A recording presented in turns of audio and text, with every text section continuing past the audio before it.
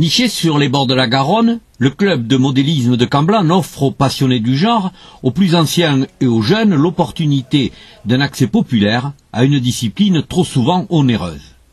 Donc la licence, je crois qu'elle est autour de 35 €, 35 ou 36 €, et avec ça, on leur fournit de quoi construire l'avion. C'est-à-dire que le bois, le balsa, l'entoilage, ensuite à eux, à s'acheter la motorisation et la télécommande.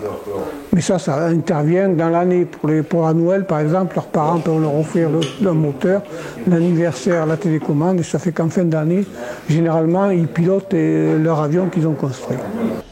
Planeurs, au début, puis motorisés et radiocommandés, les engins volants n'ont cessé de progresser. Avec aujourd'hui le développement de l'électronique, des moteurs électriques ou à réaction, l'arrivée de nouveaux matériaux, la discipline s'est ouverte au plus grand nombre. Il y a 30 ans de ça, on avait beaucoup de moteurs thermiques à l'époque. Maintenant, il y a l'évolution. L'évolution s'est créée surtout dans l'électrique. C'est-à-dire que les moteurs électriques maintenant sont beaucoup plus intéressants, beaucoup plus les accus de motorisation sont bien moins lourds. Maintenant, ce sont des lipo-lithium très légers, très costauds. Des moteurs brushless, donc à cage tournante, qui consomment beaucoup moins d'énergie. Donc on y a gagné surtout sur le plan électrique. C'est très simple, la construction d'une cellule, puisqu'on appelle ça une cellule, un avion c'est une cellule. Après il y a les servomoteurs, la motorisation. La cellule par elle-même, ce qui compose simplement l'avion par lui-même, peut revenir à très peu, à une trentaine d'euros, même pas. La première télécommande, elle vaut dans les 90 € à la limite pour un avion. L'association dispose d'un grand local, utilise un champ d'aviation en pleine campagne, loin des zones habitées. Sur ce pré, chacun teste ses réalisations, valide ses réglages et assume ses erreurs. Simple avion en balsa ou réplique surprenante en polystyrène, les membres du club laissent libre cours à leur passion.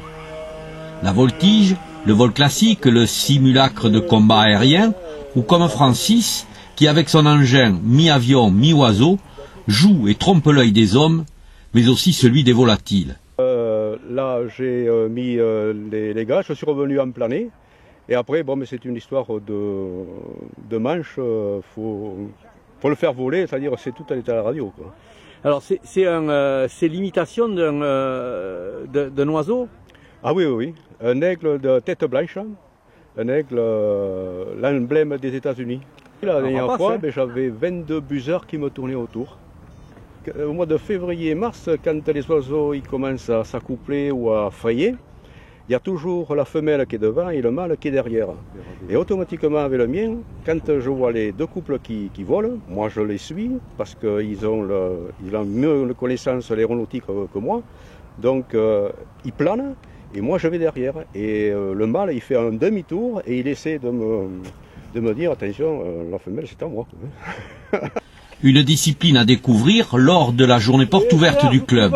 Ça sera le 5 octobre. Rendez-vous chemin du Port-Neuf, à Camblanne.